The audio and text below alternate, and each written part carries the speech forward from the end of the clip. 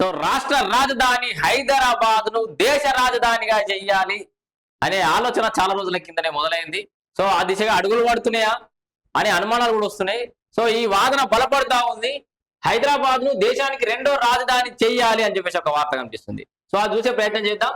ఢిల్లీలో air pollution, దేశ రక్షణను దృష్టిలో పెట్టుకొని హైదరాబాద్ ను రెండో రాజధానిగా చేయాలని డాక్టర్ బిఆర్ అంబేద్కర్ మనవాడు ప్రకాష్ యశ్వంత్ అంబేద్కర్ అన్నాడు. చూసిరా, హైదరాబాద్ ని దేశ రాజధాని చేయాలి అంటారు. సో ఎందుకంటే అక్కడ నార్త్ తోడు పోలిస్తే ఇటు సౌత్ సైడ్ ప్రాతినిధ్యం ఎక్కువ ఉంటుంది. మరి వాళ్ళంతా తగ్గిపోతా ఉన్న పరిస్థితి. అట్లనే అక్కడ పొల్యూషన్ పెరిగిపోతుంది, ఇబ్బంది పెరిగిపోతుంది. అటు చైనాకు, పాకిస్తాన్ కు దగ్గర ఉంది ఢిల్లీ. దేశ రాజధాని హైదరాబాద్ చేయాలి, అన్ని విధాలుగా హైదరాబాద్ డెవలప్ అయింది అనే ఒక వాదన అయితే వినబడుతోంది. పాకిస్తాన్, చైనాకు ఢిల్లీ చాలా దగ్గరలో ఉందని తెలిపారు. ఇలా ఉండడంతో దేశ రక్షణకు శ్రేయస్కరం కాదన్నారు. హైదరాబాద్ బాగ్లింగంపల్లిలోని సుందరయ్య విజ్ఞాన కేంద్రంలో హైదరాబాద్ ను దేశ రెండో రాజధాని చేయాలని కోరుతూ పింగళి సంపత్ రెడ్డి అధ్యక్షతన సోమవారం సమావేశం అయితే జరిగింది. ఈ మీటింగ్ కు ప్రకాష్ అంబేద్కర్ చీఫ్ గెస్ట్ గా హాజరై మాట్లాడారు. హైదరాబాద్ ను దేశ రెండో రాజధాని చేయాలి, సుప్రీంకోర్టు బెంచ్ ని ఏర్పాటు చేయాలి, పార్లమెంట్ శీతాకాల సమావేశాలు హైదరాబాద్ లోనే జరపాలి. దేశానికి రెండో రాజధాని ఉంటే అటు లాభాలు నష్టాలు ఉంటాయని చెప్పేసి కులం, మతం ఆధారంగా దేశ రాజకీయాలు నడుస్తున్నాయని, బలమైన ప్రజాస్వామ్య దేశంగా ఇండియా ఎదగాలంటే కుల మతాలకు అతీతంగా ఐక్యం కావాలి, ప్రాంతాల మధ్య అసమానతలు తొలగిపోవాలని చెప్పేసి ఆయన అయితే అన్నాడు. ప్రజల మధ్య నార్త్ సౌత్ అనే భావన ఉండొద్దని తెలిపారు. ఇదైతే వాస్తవమే. North India, south India. So మనల్ని ఢిల్లీకి పోతే మన ఎమ్మెల్యేలు, మన ఎంపీలను అయితే కార్యకర్తలు లెక్క కూడా చూడరు అక్కడ. సో వాళ్ళదే ప్రాతినిధ్యం, వాళ్ళదే పెత్తనం. మరి హైదరాబాద్ దేశ రాజధాని చేయడం కరెక్ట్ నిర్ణయమేనా కాదా అంటే ఆ వాదన ఇప్పుడే అనిపిస్తుంది. ఖచ్చితంగా చేస్తామని ఎక్కడ వినవాళ్ళే. సో అట్లా ఆ అభిప్రాయాలు అయితే వస్తున్నాయి. మీ అభిప్రాయాలు కూడా కామెంట్ చెప్పరు.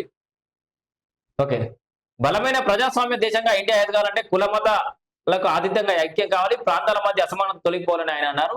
ప్రజల మధ్య నార్త్ సౌత్ అనే భావన ఉండదని తెలిపారు. పార్లమెంట్ లోను నార్త్ సౌత్ అనే విభజన ఉందన్నారు. పార్లమెంట్ లో కూడా అట్లాంటి పరిస్థితి. ఈ అంశాన్ని పరిష్కరించకపోతే ప్రజల్లో నార్త్ సౌత్ అనే భేదం మరింత బలపడుతుందని ఆందోళన వ్యక్తం చేశారు. బలపడి అదో ఉద్యమంలాగా మాత్రం మళ్ళీ దేశం కూడా విడిపోయే పరిస్థితి వస్తుంది. అట్లా అంత దౌర్భాగ్య పరిస్థితులు చేస్తారు. సుప్రీంకోర్టు బెంచ్ ఉంటే సరిపోతుందని అద్దంకి దయాకర్ అంటుడు. ఏమంటుడు, దేశానికి హైదరాబాద్ రెండో రాజధానిగా ఉంటే బాగుంటుందని జస్టిస్ చంద్రకుమార్ అన్నారు. వేలాది కేసులు సుప్రీంకోర్టులో పెండింగ్ లో ఉన్నాయని, దక్షిణాది కేంద్రంగా హైదరాబాద్ లో సుప్రీంకోర్టు బెంచ్ ఏర్పాటు చేయాలని డిమాండ్ చేశారు. ఢిల్లీలో నెలకొన్న పరిస్థితులు ఇక్కడ ఏర్పడే అవకాశం ఉండటంతో హైదరాబాద్ ను దేశానికి రెండో రాజధానిగా చేయాలన్న ప్రతిపాదనకు తాను వ్యతిరేకమని ఎమ్మెల్సీ ప్రొఫెసర్ కోదండరావు అన్నారు. సో కోదండరావు ఏంటంటే మళ్ళీ ఢిల్లీ అయినట్టు అవుతుంది, ఇక్కడ పెట్టడానికి నేను కూడా దాని సమ్మతి లేను, సో దానికి నేను వ్యతిరేకమే అంటున్నాడు. కేంద్ర ప్రభుత్వం అన్ని రాష్ట్రాలకు సమాన అవకాశాలు కల్పించాలని డిమాండ్ చేశారు. విదేశీ కంపెనీలు వస్తే గుజరాత్, మహారాష్ట్రలకే కాకుండా అన్ని స్టేట్లకు కూడా న్యాయం చేయాలని కోరారు. జనాభా ఆధారంగా నియోజకవర్గాల పునర్వ్యవస్థీకరణ చేస్తే దక్షిణాది రాష్ట్రాలకు అన్యాయం జరుగుతుందని తెలిపారు. నార్త్ ఇండియాతో పోలిస్తే సౌత్ ఇండియాలో జనాభా తక్కువని, దీంతో చట్టసభల్లో ఇక్కడి వాళ్ళ ప్రాతినిధ్యం తగ్గుతుందని ఆందోళన వ్యక్తం చేశారు. ఇప్పటికే జలాశయాలు, ఆర్థిక వ్యవస్థను కేంద్రం గుప్పెట్లో పెట్టుకొని దక్షిణాది రాష్ట్రాలకు తీవ్ర అన్యాయం చేస్తుందని విమర్శించారు. అన్ని రాష్ట్రాలకు సమాన హక్కులు, సమాన అవకాశాలు, న్యాయపరమైన వాటాలు దక్కాలని కోరారు. హైదరాబాద్ లో పార్లమెంట్ సమావేశాలు, సుప్రీంకోర్టు బెంచ్ ఉంటే సరిపోతుందని కాంగ్రెస్ పార్టీ అధికార ప్రతినిధి అద్దంకి దయాకర్ అయితే పేర్కొన్నారు. ఇది మరి శీతాకాల సమావేశాలు సల్లి గదగద అనుకుంటా సూటర్లు వేసుకొని ఆ ఢిల్లీ కొరికే బదులు వాళ్ళందరూ ఇంటికి వస్తే బాగానే ఉంటుంది, ఇబ్బంది ఏముండదు. ఓకే, దక్షిణాదిలో కొన్ని కేంద్ర ప్రభుత్వ కార్యాలయాలను ఏర్పాటు చేయాలని అంబేద్కర్ ఆ రోజులోనే చెప్పారని గుర్తు చేశారు. సో మొత్తంగా హైదరాబాద్ దేశ రెండో రాజధాని చేయాలా వద్దా అనే ఒక చర్చనైతే స్టార్ట్ అయింది. దాని మీద మీ అభిప్రాయాలు కూడా తెలియజేయండి. Thank you.